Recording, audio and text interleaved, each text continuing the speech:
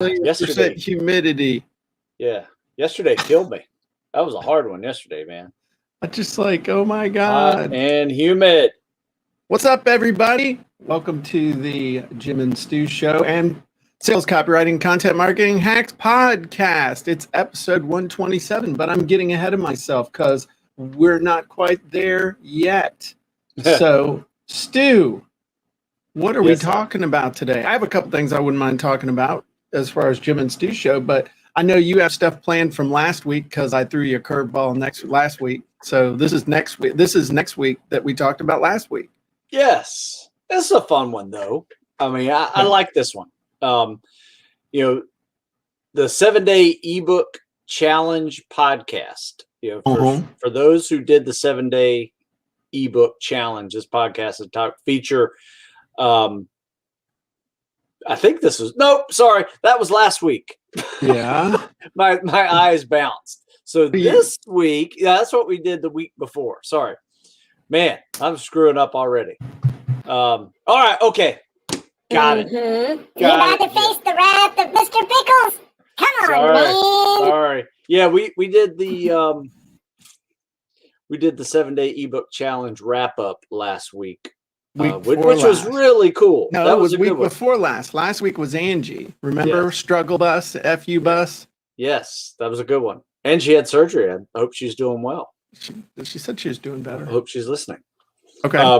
Okay, so here we go. Jim and Stu Show. Now that more people are getting their first and second doses of COVID vaccines, there's a growing appetite to shop again, to be out again in brick and mortar stores. Mm-hmm. What are your suggestions for copywriting sales letters to retailers? For that, getting people comfortable again, getting back out and doing stuff. Do you have anything like in your sales copy wizardry expertise? Man, what the hell are you even asking?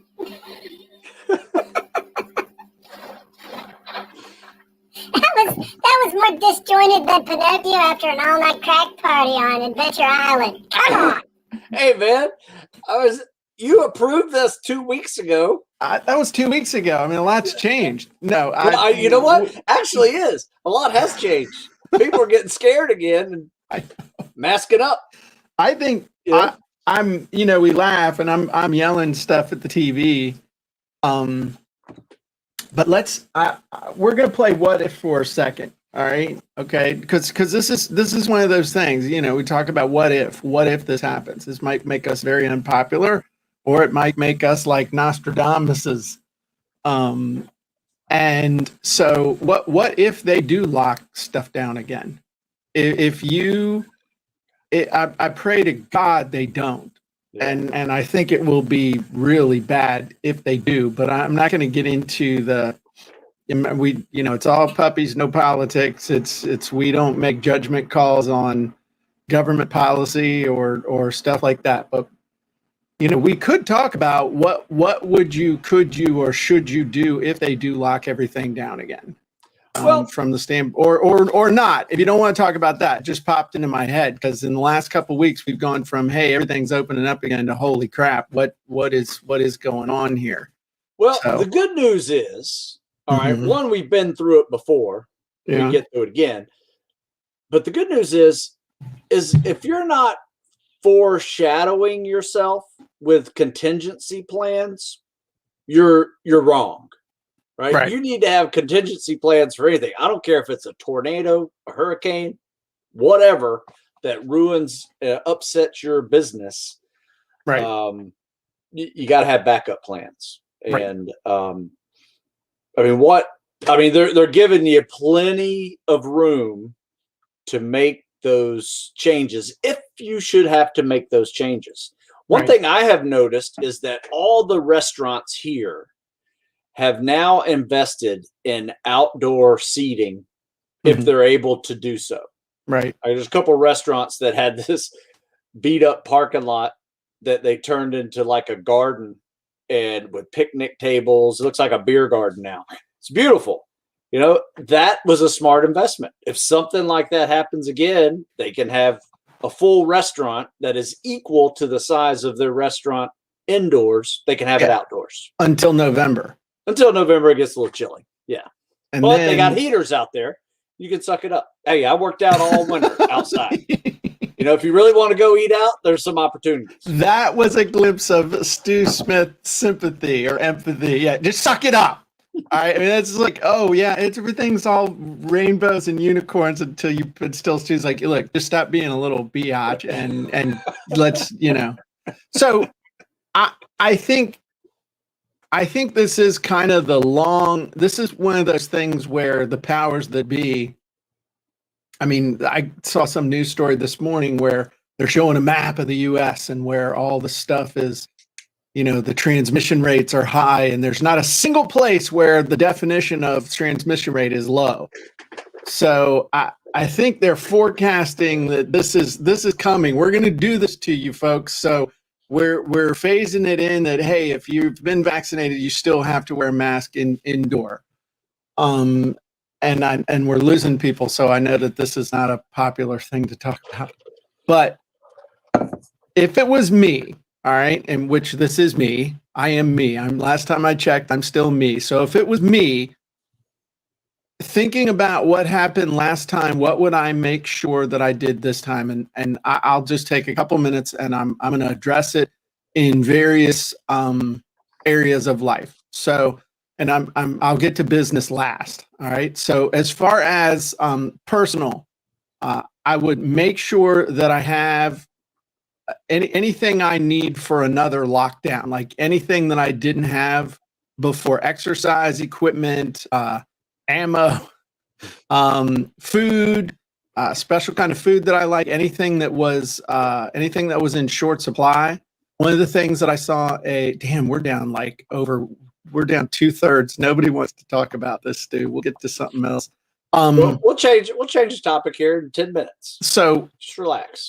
One of the things that I saw an ad on, or not an ad, but a story, was about coffee, because last year they were having an issue with people not being able to get workers to pick coffee. This year in Brazil, which is where the mass majority of the Arabica beans in the world come from, they're having weather issues where the bottom line, if you like coffee, get you some. Make sure you got enough coffee for the next 6 months. All right. I'm just saying, there's a lot of things I can go without pretty much anything except my morning cup of Joe. All right. And I ain't talking about the TV show. I'm talking about coffee, mainline, and a cup of coffee to get rolling. If there's special kind of cookies you like, whatever it is, make sure you got it. Make sure you got tennis shoes. Make sure you got your workout stuff. Make sure all that stuff is straight. But the thing is, you're probably straight from that. Next thing I would do, let's just get to business, is figure out, okay, if my target audience is locked down, how can I best serve them? Whether it's entertaining them, whether it's educating them, whether it's helping them get to their next level. Thinking about like Angie from last week, her business was destroyed by COVID. She could have let that destroy her, but yet she got off the struggle bus and she got on the victory bus by just figuring out what to do and looking for people to serve. So I guess I wish thinking about if we get locked down again, I'm just going to double down on what I've been doing, because I'm just going to keep doing what I'm doing it better, and trying to add value to as many people as I can in the process. So I don't know. I didn't answer that as epically as I thought I might.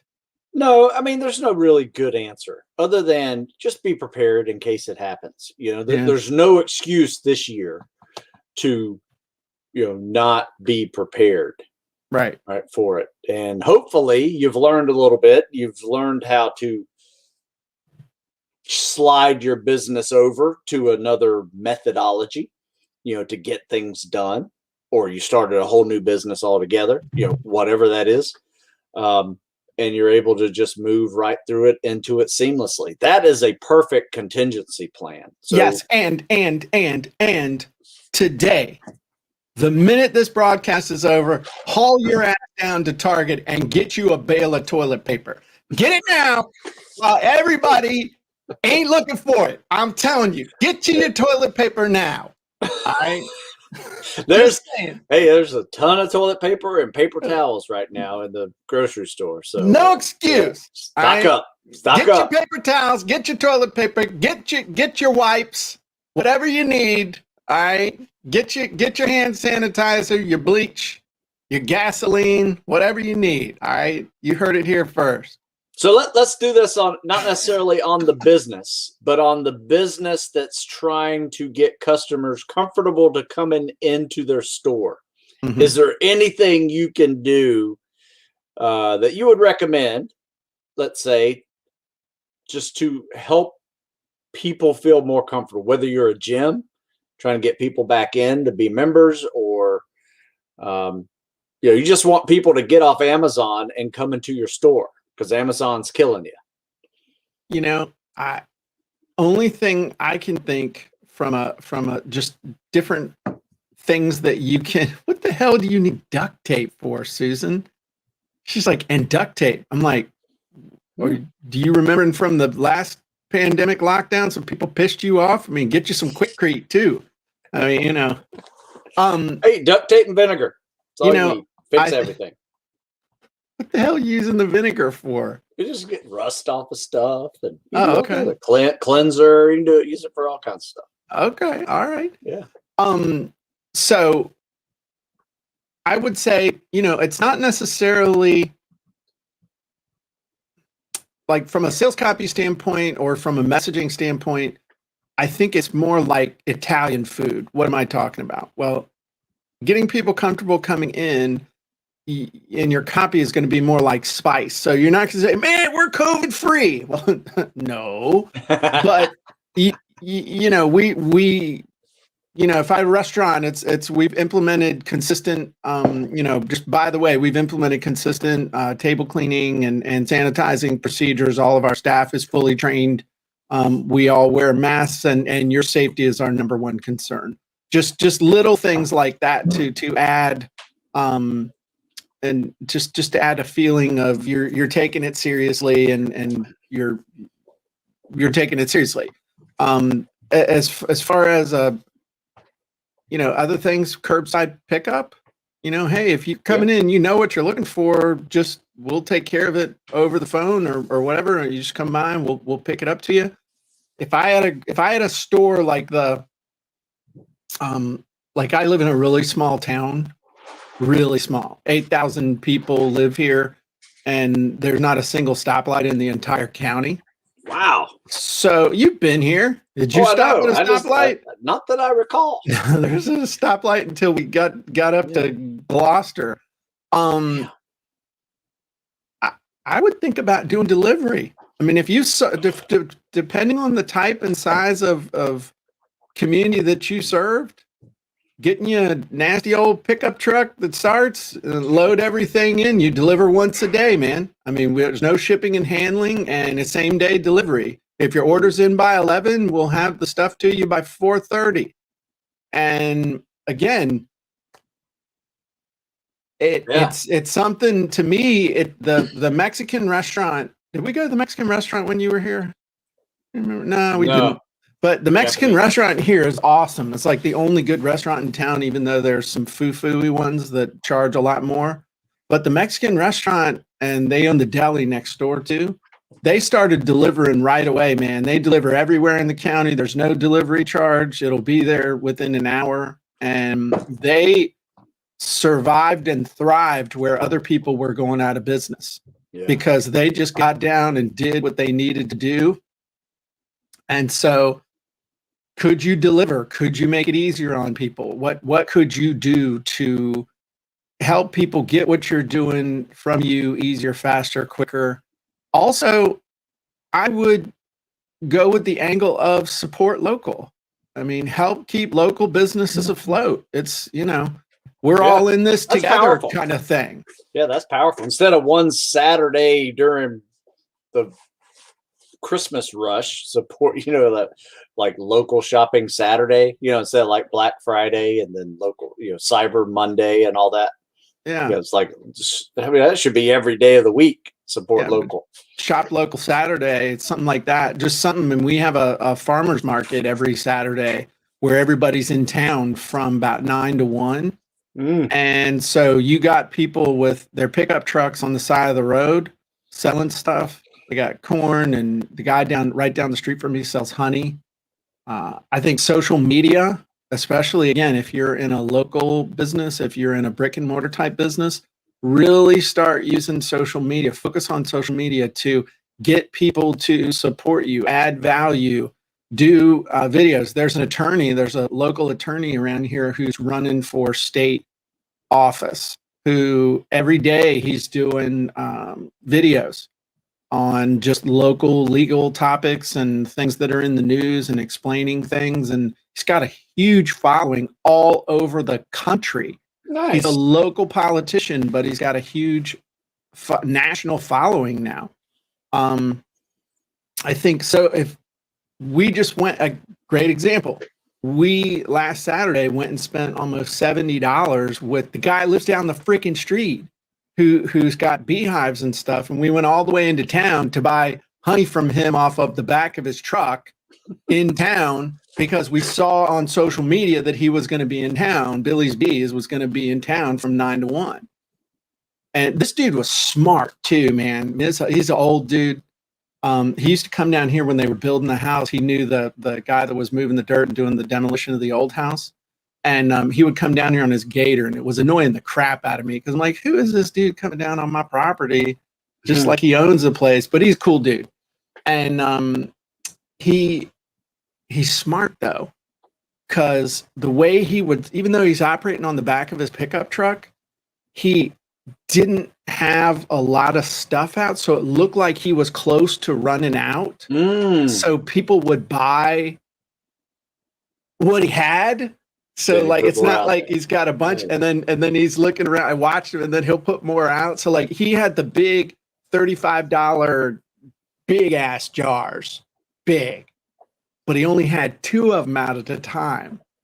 And so he's got a line, and people are like, and they're like, oh, I might have a couple more. It just, the dude plays the game great. I mean, he was killing it.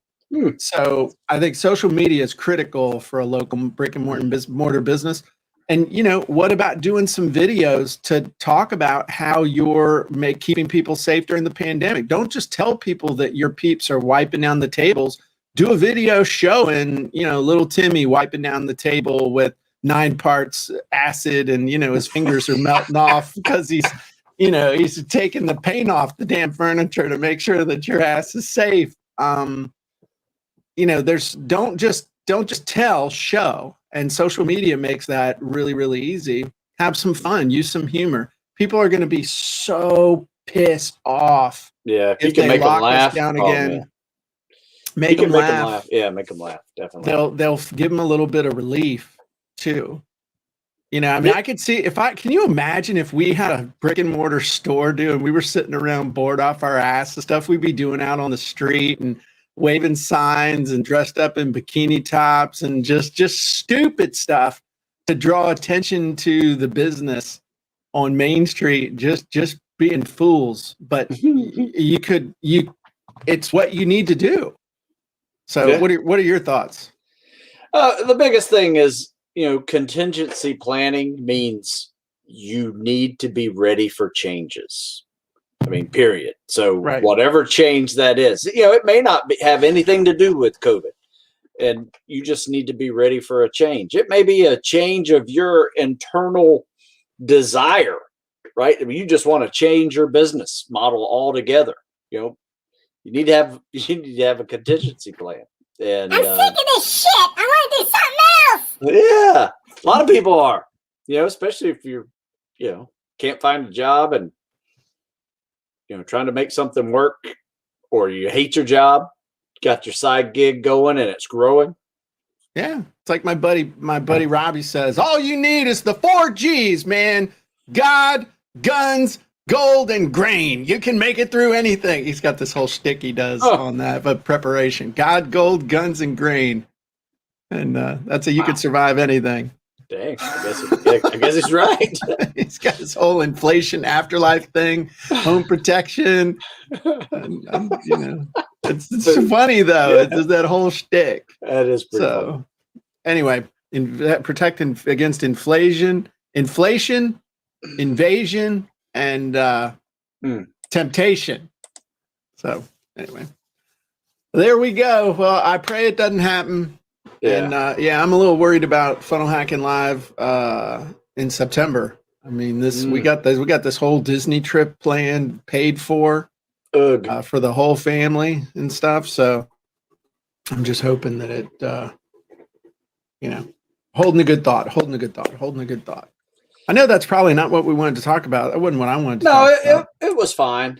I kind of screwed up the whole question anyway, but and since I've written that question, things have started to change already. I mean, that question's 2 weeks old that we got from the Sales Copywriting Content Marketing Hacks Facebook group. And, I didn't make that up, by the way. So someone actually asked, like, how do we get people back into our brick and mortars? Sure. So, and it's crazy. I mean, it's crazy how things are just always moving. One thing you could also do is just say, "Hey, we're open." That's the other thing is we're open. Don't forget, we're open. Yeah, we're open in here. We're open in here and ready to serve you. But hey, there's one other thing that's going on. I don't know. Do you get a lot of stuff from Amazon? Is the UPS man like your Amazon man? Do you refer to the UPS man as the Amazon man? We have an Amazon man, we have a UPS man, we have a FedEx man. Yeah. Oh, I bet you live close enough that the actual UPS truck will bring your ash stuff in the same day. Oh, we've made orders and had stuff delivered same day. Yeah, see, you live in the city. Us peeps out here in the country, they don't do that. But here's the thing. As far in certain parts of the world, you talk about Amazon. It used to be with Amazon, we had that 2 day and 1 day and then 2 day and stuff. Dude, now out here in the country in the rural areas, dude, you're lucky. They purposely will batch your stuff now, and you're lucky to get a delivery once a week. Yeah. It has really gone downhill. So again, if depending on where you are physically, you may really be able to turn that to your advantage. That hey, we'll give you better service than Amazon. Hell yeah. So that's something else to pay attention to. Where you are, always look for that angle physically wherever you are, because there might be just that one thing that could make all the difference. Just that one little twist that could make all the difference for real. So that's a good one. We ready for podcast 127? Yeah, I think we're ready for podcast 127 because Lord knows if we weren't ready it's for a good other one. Thing. It's a good one, folks. Yeah. Trying to you'll want to stay tuned. My screenage. Okay, well, I want to stay tuned too because I don't know what we're doing, but it'll be amazing. So, do we want music? Let's just do a quick transition. And let's do this. Stu's like, screw this. I don't need a minute-long polka. Okay. Hey, everybody. Oh, sorry. 3, 2, 1. Hey, everybody. Jim Edwards here, and welcome back to the Sales Copywriting Content Marketing Hacks podcast. I am your host, along with my trusty co-host and podcast producer, Mr. Stu Smith. Welcome, Stu. Hey, Jim. Today is podcast episode number 127. That's 127. There are 126 episodes of goodness that came before this one, and every moment of our lives has led up to this moment. Stu, what are we talking about today? This is a fun one, Jim. I think you'll like this one, and I'll read it with some better than I did the Jim and Stu show. What we're talking about topic. Okay. So, what is more important? Press releases or social media posts, blog posts or newsletters to a list, podcast or live video? Here we will discuss the classic answer, it depends. and talk about the pros and cons of all of the ways to communicate with your customers in today's business climate.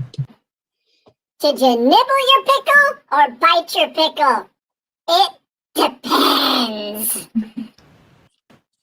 Okay, so how do we want to unpack this one, Stu? Do we want to quickly address each of those and then come back, or do we want to just plod our way through? I think we should plod. It's up to you. We can plod. Okay. Basically, all I did was I took what people are using now, mm-hmm.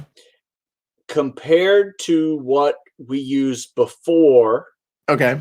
Social media and high-speed internet. Okay. So I would caution everybody that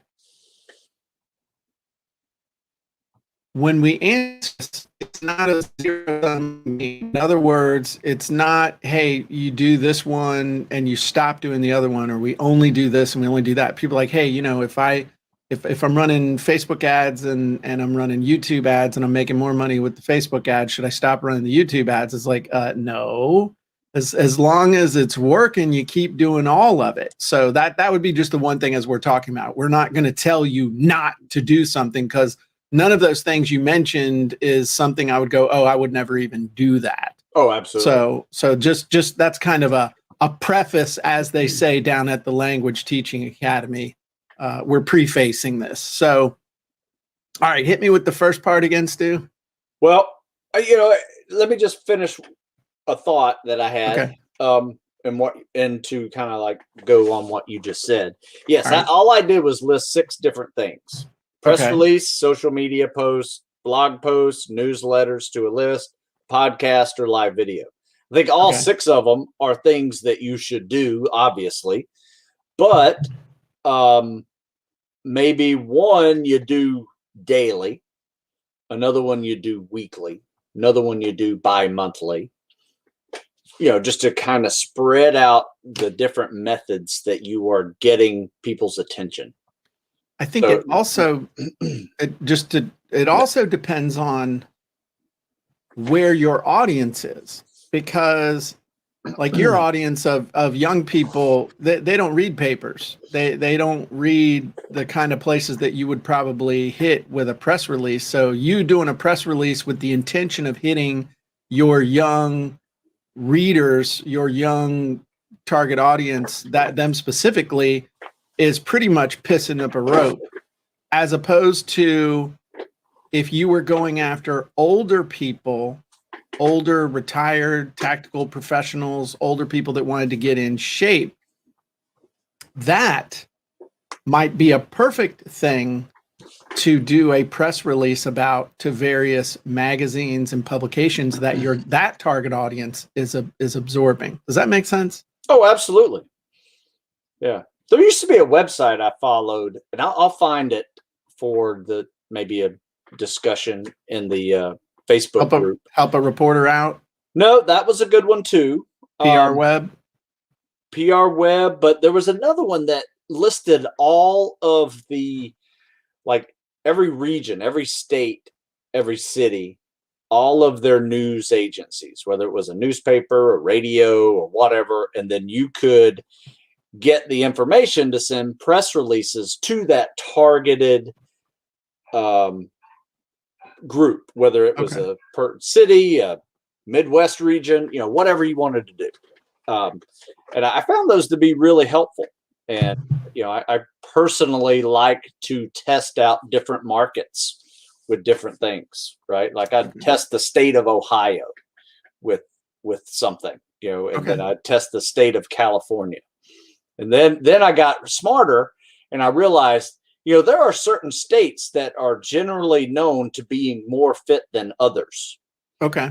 Whenever I discovered unfit people don't buy fitness books, I started finding the more fitness related cities and states. Mm-hmm. And that was very helpful. So you can tie all those things together and still pump out press releases to the newspapers, but you can also, and with that, you're getting stories written about you, which is great press, obviously. That's why you're doing it. But then you can kind of also you can take that to a next level and do a social media post and then boost it to be able to hit that market as well. One of the reasons, and people don't understand, Ali says Gabby Press. I don't know if that was it or something, but thanks for sharing that. The thing is, with doing a press release, people always used to think, oh man, if I could get somebody to write a story about me, I'll sell a bunch of stuff. Mm-hmm. So I'll give you a real life, real world example. I talk about how I got featured in the New York Times because of my For Sale by Owner book. I was literally on the front cover of the Sunday edition of the real estate section of the New York Times for my For Sale by Owner book. That's huge. I can realistically track 2 sales of the book to the fact that I was in that article. Yeah. I can realistically track millions of dollars in sales over the years for the fact that I was featured in the New York Times and the credibility that has given me. There you go.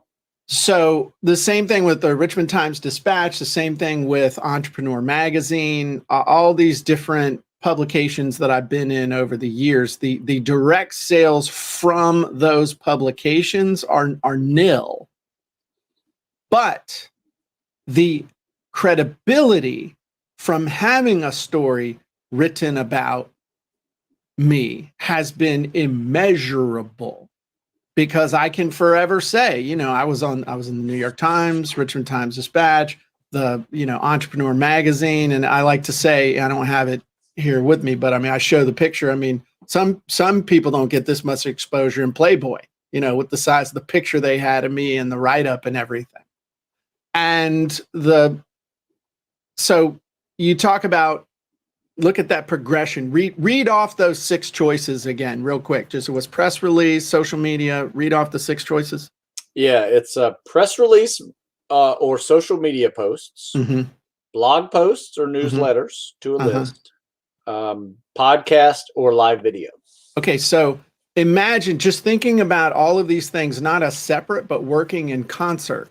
So I get a picture, I get a story written about me in the New York Times. So then I'm going to do multiple social media posts about the fact that I was in the New York Times and, how that came about. It was really cool. It was neat. Then I can do a blog post about the fact that I was featured in the New York Times. I can do a podcast about what happened, to, through, and after, a before, during, and after type thing of what happened with that. All that stuff. My newsletter, of course, I'm going to mail out to my newsletter with a link to the story because everything's online now. Back then, you had to buy reprint rights to a story that they did on you. So in order to reprint that story and share it, they wanted $500 from me. I didn't have $500 back then, so I never paid for it. But then the Richmond Times-Dispatch, it was only $50 for reprint rights. So I was like, okay, I can swing that. So you see how these things all work together. But, the funny thing is that the guy who wrote the story about me in the New York Times, included me in the story in the New York Times, found me because of my website. So the promotion and the articles and the content that I was putting out there, even back in 1997, 1998, was getting me traffic that was justifying my existence to people who wanted to create stories about me. So again, if you want somebody to write a story about you and you want to give justification in a press release, instead of just writing a press release the way that, people, you can go on Google and look for how to write a press release and everybody gives you the formula. The problem is that everybody's using the same formula. The vast majority of press releases go immediately into the trash can or delete. The only thing that gets your press release read is your hook, is your tagline, is your subject line. And then you better be real good. So it's better to have them find you than you to reach out to them. So using your social media, using your newsletter, making it friendly, having a press kit. If that's the kind of stuff that you want to go after, then you need to have a press kit so that anybody who's in the press can click the link in all your stuff and find the stuff about you for press. So anyway, that was kind of a long-winded thought, but you leverage everything, leverages everything else. It's not a zero-sum game. This must win, therefore this other thing will lose. It's everything working in concert. So I do a Facebook Live video this morning. I actually wrote an article which gave me the idea for the Facebook Live video. I went off on a little tangent in the Facebook Live video, but told a story that I hadn't told in a while in a different way. And then I'm going to have that transcribed and turn that into a different article that will get shared in my newsletter, get shared on my blog, will get shared and then all of that will get shared all around on social media and stuff. So it's not which is more important. It's using them all a smart way. Because Stu, tell people what you do every week with you've got this stuff down to a system, man. Yeah, I write articles that I either put on my own website or I sell them, and then I and they're all kind of linked together too. So I kind of content marketing and reusing some of the same content in different areas, so I don't have to like come up with 5 different topics, every week. But then, those get into a newsletter that gets sent out at the end of the week to a subscriber list, and they get paid subscriber list. Yeah, paid subscriber. They get workouts. They get the workouts that we do this week, and I post pictures of the workouts that we're doing on social media. Give them a little blurb of what we're doing, and they get the actual workouts at the end of the week, as long as also the articles and the video or podcast that I made that week about certain topics that were discussed also in the articles as well. So yeah, it's you're right, Jim. It's a big system that kind of works together. I would say out of all of them, the thing that I don't do at all anymore are press releases. But I find people who want to write articles or get on their podcast through social media posts. Yeah. So it almost acts like a pseudo press release, depending on, who sees it, obviously. Sure. Yeah. I mean, a press release was, you think about what a press release was. And I mean, I could write me some press releases back in the day. Remember you used to have to fax press releases? Oh yeah, dude. My personal record for a press release from faxing it to getting a phone call from a reporter was 6 minutes. Woo! I sent that press release and I got a call in 6 minutes. And I remember the hook on it was, is InWilliamsburg.com the next Yahoo? That was in 1996. I sent that. Back when Yahoo mattered? Yeah, maybe Yahoo was big. Yeah. And so they called me, and it was basically a press release about a directory website I had set up for local business, for local business. And the thing was, I set up the directory so that I could find all the businesses and list all the businesses in Williamsburg that were online. And that way I could also find all the businesses that were not online. And I owned a web development company. I mean, I was a total disaster at running that. I was great at making websites and writing copy, but I sucked at running that business because I was trying to do it all by myself. And so, but basically my daughter Nancy and I cold called every business in Williamsburg and said, hey, this is Jim from InWilliamsburg.com. We were just calling to get your web address, to get your website address so we can include it in the free local directory. And so if they gave it to us, we'd include them. But if they didn't have one, then I would follow up later on asking them, offering a web package. And we did really well. It was one of those things that what was killing me was our success, because I would sell a bunch of stuff and then I'd get pulled off the street to make everything. Yeah. That's what was killing it. So the point of that, and I have one, is that back then doing a press release was a legit way to do it. Now it is kind of evolved. It's devolved into a form of spam. Most press releases that get sent are a form of spam. Yeah. Or are perceived by the newspapers, the ones that are still in business, as spam. What you have to do is reach out to an individual reporter and try that covers what you want to cover, and try to develop a relationship with them, become known as, hey, I can help in this area if I can ever help you with anything. And the way to do that, here's the key. This is the $1 million nugget. If you're not paying attention, I'm sorry for you. The way to start a relationship with them is to start complimenting them on their articles. And send them an email, just unsolicited. Hey, I love your article on this topic. I thought it was great. I especially liked blah, blah, blah. Just great. Keep up the great work. Because see, most reporters are getting bombarded with people who are like, write a story about me, write a story about me, write a story about me, write me a story about me. Or there are people bitching at them. Rarely are they getting very many attaboys. Twitter, they have like the fanboy followers, but if you can get their email address and just send them a nice email, you would be surprised now at the people that you can contact and be in contact with, and you just compliment them on their stuff, point out stuff, send them, hey, here's something, based on articles, you might want to think about a story about that.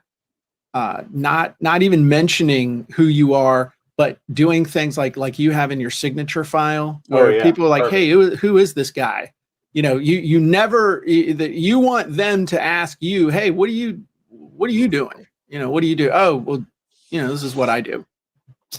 So it's a process. It's a little growth process. It doesn't have to take months. You can develop a relationship with somebody pretty fast that way, but it's got to be genuine. It's got to be real, and it's got to be organic. It can't be forced. It's really the old thing of dig your well before you're thirsty. So again, will it work every single time? No, but if you made a concerted effort to make friends with somebody, who's influential in the press world or something like that, buy their book, read their story, follow them, compliment them. Don't be a weird stalker type thing, but just be like a nice person that is not a weird grabby type. And you'd be surprised how far you can get. Take you, 30, 60, 90 days, but I can get anybody to ask, hey, what do you do? Yeah. So that's what I did for whenever you were starting to train with me. I think it was probably like 6 weeks later. I'm like, ebook coach. It was just in your email. I had no idea who Jim Edwards was. Right. I'm like, ebook coach. What do you do? That was easy. Yeah. So then you coached me on how to write an ebook, and I'd have already written 40 of them. And how to get a cover and all that stuff. Yeah. So it's you got to play the long game. My buddy Christopher Voss is really good at that. He has a course called Return on Relationship, or a coaching program, where he teaches people how to do what people used to just naturally be able to do. Teaches people how to have real relationships in a fast-paced digital world. So anyway, so how about this? Yes. Which one are you doing the most of now? Obviously, press releases is not. Social media posts, blog posts, newsletters, podcast, or live video? I'm doing all of them, and I'm doing all of them pretty consistently. I did a video this morning. I did a doc talk.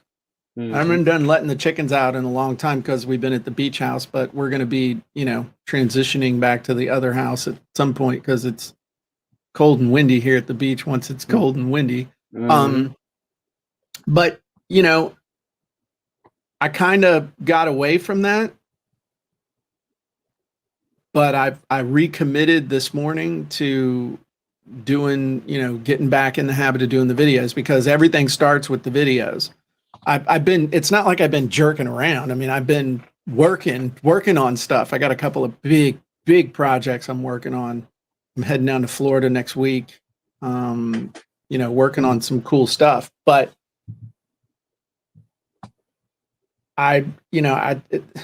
it's all a train. But if you look at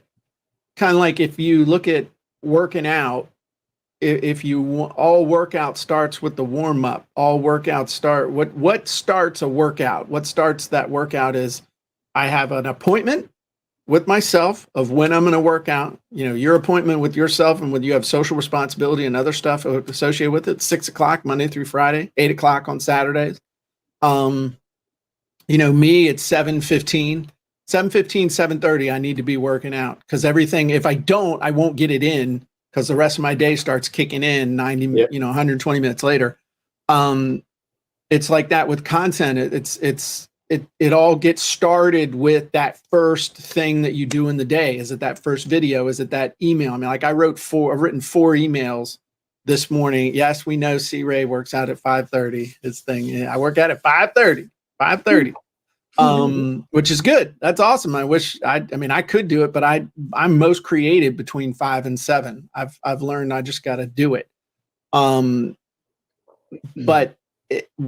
That process of getting it done and keeping that momentum, and then leveraging it through all these different other mediums, I think is for me, I know it's creating that video. It's getting that thought process going, and momentum breeds momentum, whereas sitting on your butt breeds sitting on your butt.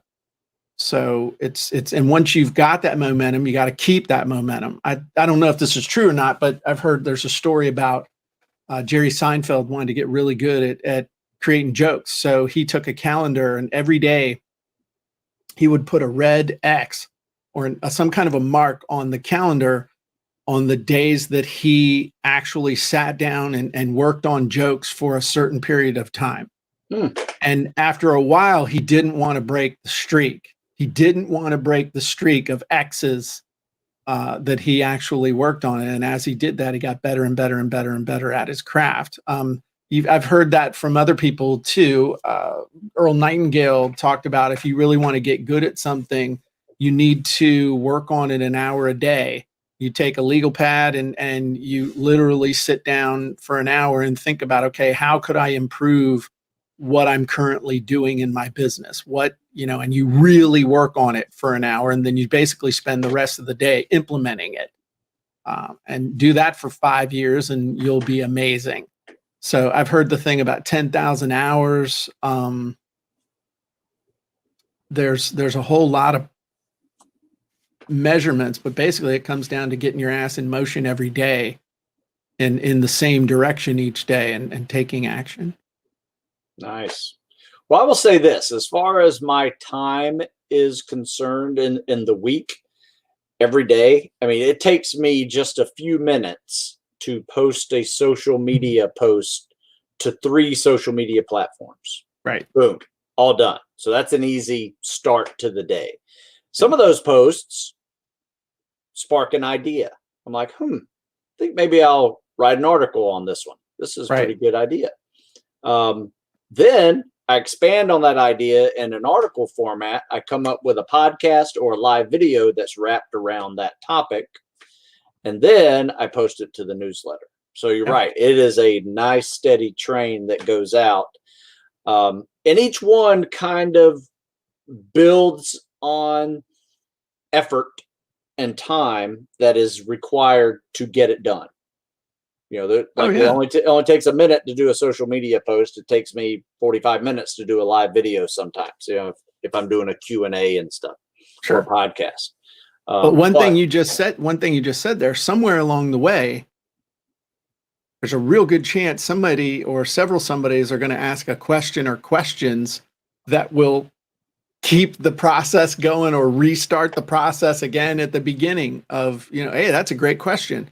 Let me answer that. That then takes you through that whole process, right? Yeah, absolutely. I mean, isn't that kind of how all the tactical fitness for the athlete over 40 started? Yep. Was older guys. Yeah. And plus me realizing I've been doing this for 20 years and all the guys who started with me are now 40, right? Or 40 plus. And so I was like, I need to do something for them because I'm falling apart right now. And I need to figure this out and come up with something. So anyway, it's a journey. Had you implemented Mobility Day before I started working with you, or is Mobility Day something that's happened in the last 6-7 years? I'd say Mobility Day has been about 6-7 years. Okay. Yeah. I used to have to call it a deload day. Right. If everybody was just feeling like crap, we would just pull back and, just go easy on something. But we made it now, regardless of how you feel, we're doing it. Right. And it's made all the difference. Yeah. Hey, cool. A little side note. I know we're about to wrap this up if we haven't already.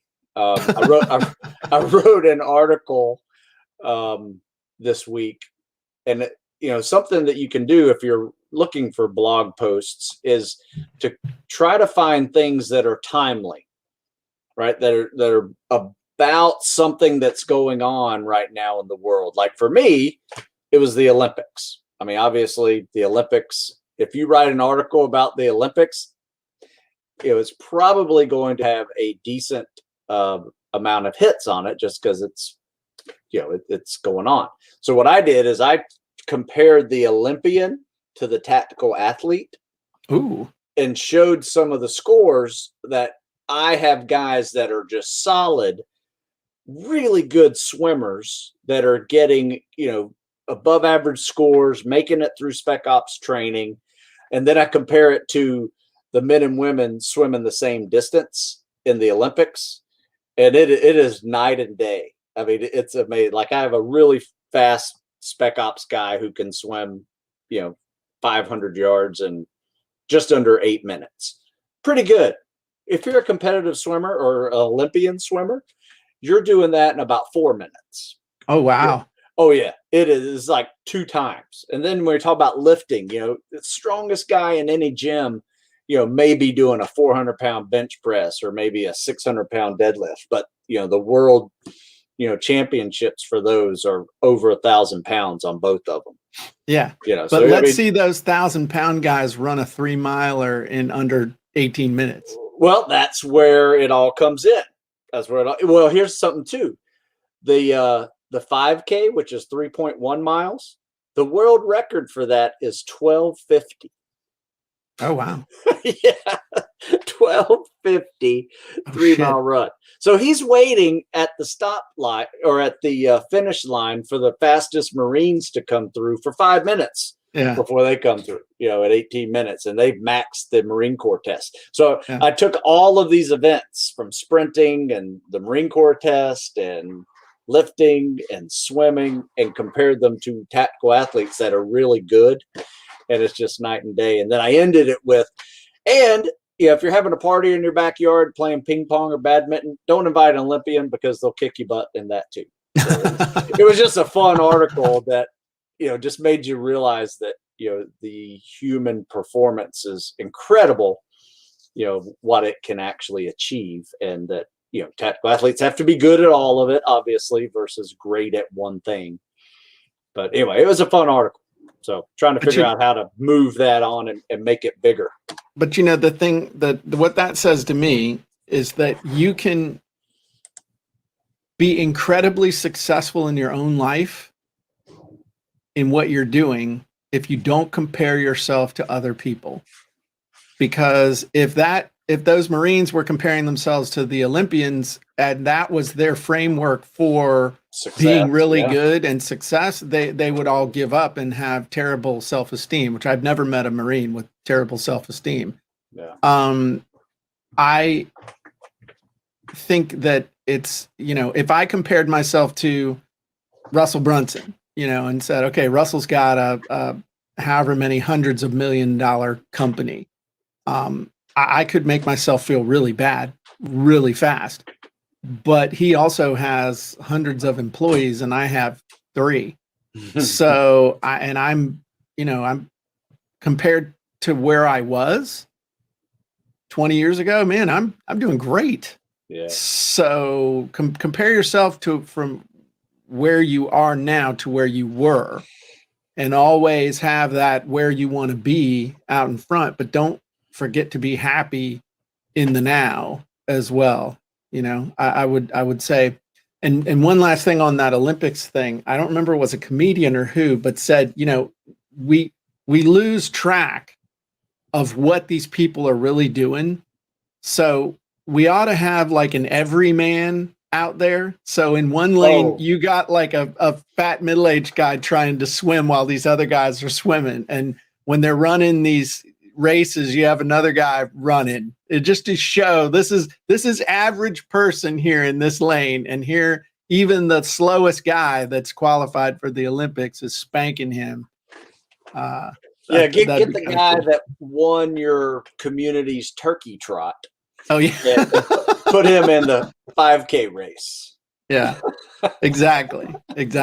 There you go. We had one last quote. Allie asked a question I just want to hit real quick. She says, is Medium a place to start establishing a relationship with writers? Absolutely. You can do that. Look for the people who are targeting your market, and look for the people who are, have the eyeballs of the people you want to see something about you. And you can do the exact same process that I just said, easier than ever to reach out to them and say, hey, great job. Another real good one is LinkedIn. I have really had a hard time trying to figure out how to use LinkedIn, but a lot of these folks who, whether they are writers or not, they may have created something and somebody's written about them. They'll have those posts up there, and I just say, hey man, this is a great article, good job. Hey, would you like to be on my podcast? So I'm finding really good podcast guests on LinkedIn. Smart. Yeah. Another good place to look for podcast guests is on podcasts, because if they've been a guest on one person's podcast, there's a real good chance that they'll be a guest on your podcast. Yeah. That's just my old thing. And people always tend to do what they've always done. That's what I always think, that people who try and, like affiliates, if the thing I would say about Medium and establishing a relationship with writers is, yes, try and establish a relationship with writers, but try and establish a relationship with writers who write about other people. Because if they'll write about other people, you got a better chance of them writing about you, as opposed to trying to convince someone who never writes about, never features, never quotes other people to write about you or to quote you or interview you in an article. So that's something to really think about as well. There you go. It's like Stu just said. I mean, people who exercise tend to buy exercise books. People who don't exercise don't buy exercise books. Or if they do, they buy one and then they refund it because it's too hard. Yeah. So cool. Well, this was good, man. It was a little rambly, but I think there was some gold there, and I hope everybody enjoyed this. We look forward to... Oh, Susan said it was Bill Murray who said that about the Olympics, and they should have somebody. I think I remember it was him. Okay, cool. All right. Well, everybody have a great day. If you're not a member of the Sales Copywriting and Content Marketing Hacks group on Facebook, you should be, and you can join for free. And just go over to Facebook, do a little search for Sales Copywriting and Content Marketing Hacks podcast. If you are up for the challenge, you should also check out my 7-day ebook at 7dayebook.com. This will help you to go through the process to not only write or create, but also publish your own real book in less than a week. And Stu, if they want to get in shape, where should they go? They should go to StuSmithFitness.com. And here's a little quote I saw the other day. If you don't make time for your health and wellness, you will be forced to make time for your illness.